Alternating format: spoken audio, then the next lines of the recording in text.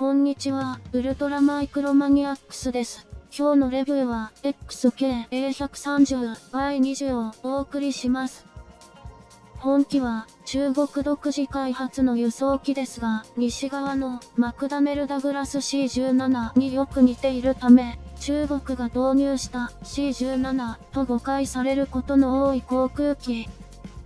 中国は Su-27 コピー問題で圧力を生んだことに何も学習しなかったのでしょうか。ロシア・アントノフ AN77 の共同開発計画が中断した後、中国が勝手に継続開発した劣化版との揶揄をロシアから受け、エンジン調達問題に直面し、輸出の目論みが絶賛頓挫中のいわくつきの新鋭輸送機なのです。というわけで Y20 こと ON20 のモデリング評価へ参りましょう。本機は Y20 の持つ低バイパスで細身のちょっぴり旧世代のターボファンエンジンと主翼の根元部分にあるラクダのように膨らんだ燃料タンクといった特徴が上手に再現されており、着色剤を混ぜ込んで発泡させた EPP の迷彩のようなまだら模様がダークグレー単色というのっぺりとした感のある中国軍の機体色にボリュームを持たせることに成功しています。ダミーエンジンのインテークとエンジンを牽化するパイロンはプラスチック製で、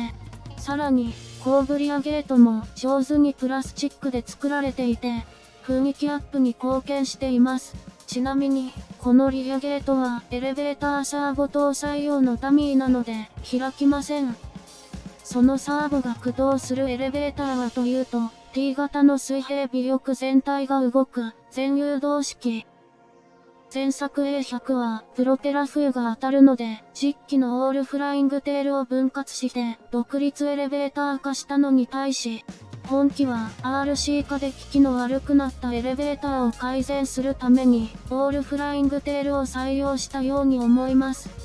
コスト増になるはずですが、XK がちゃんと特性に合わせた設計をしていることに好感が持てます。モーターテスト。本機は主翼にある左右モーターでラダー、サーボでエレベーターを操縦する3チャンネル機です。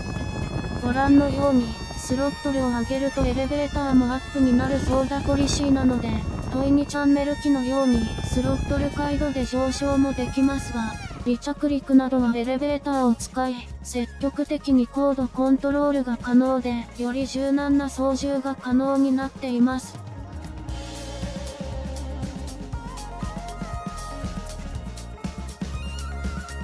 付属する送信機は正直なところ操縦性に優れているとは言えず、スティックの最大最小の等角近辺とセンター付近に俯瞰帯、いわゆる遊びがあります。また、ラダーの制御ポリシーとして、スティック入力に対して応答が非常にダルで、最大に倒しても、モーターの推力差が最大に達するまで2秒かかります。舵の打ちすぎによる巻き込みに注意ですね。なお、搭載のジャイロは、用途ロールに対して左右モーターで、ピッチはエレベーターの制御で補正を行います。重量は実測で 71.4g。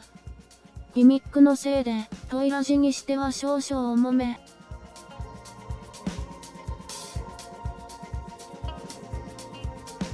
飛行テスト。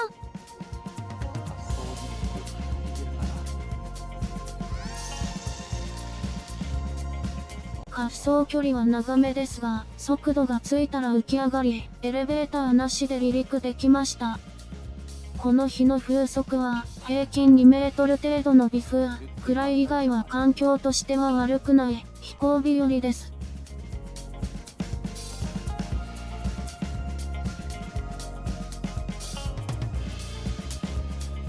浮きがよく、スロットルオンで上昇していってしまうので、少し抑え気味に。旋回性能も良い感じ。と思ったら、ぐらっと機体が揺れました。まさかよく端子不足？速度を落としすぎたかな？もう一度、低速で操舵してみます。おっと、失速。翼端失速して巻き込んでますね。低速飛行での旋回はスロットルを当てた方が良さそうですね。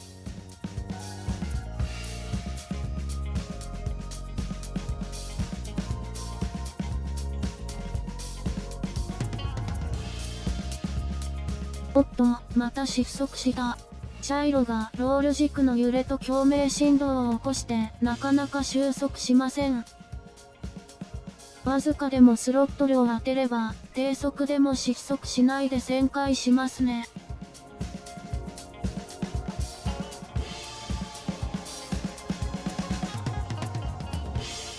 おっと、当てすぎて上昇しちゃいました。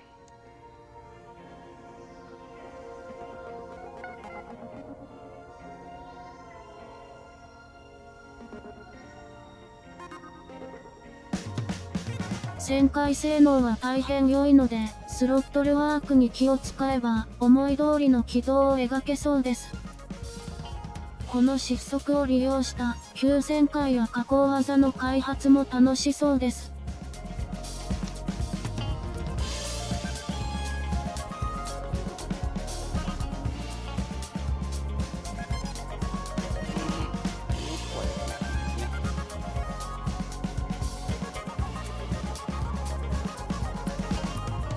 ただ失速すると、このようにジャイロ強振で揺れが収まるまで時間がかかるので、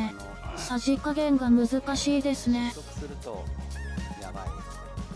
度こ飛行テスト2回目。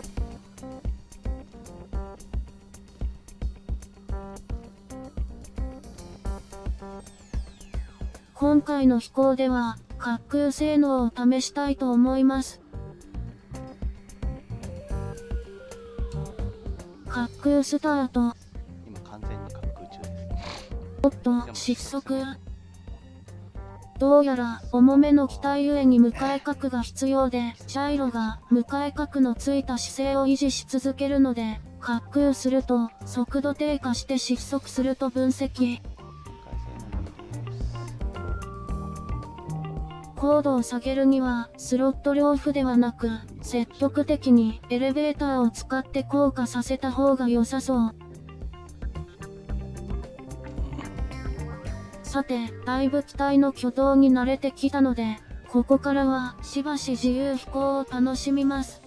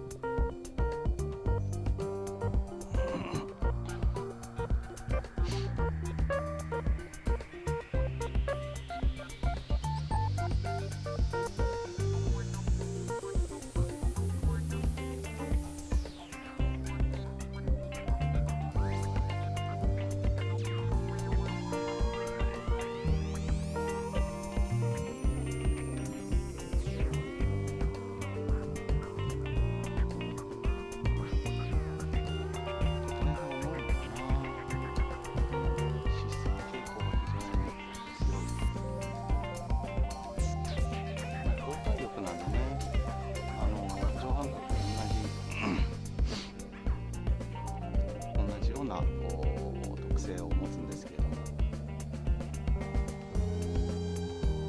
機体が進行方向にして安定をするっていう。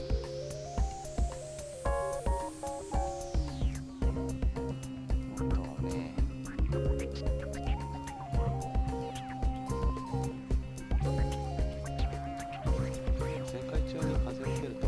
むしろ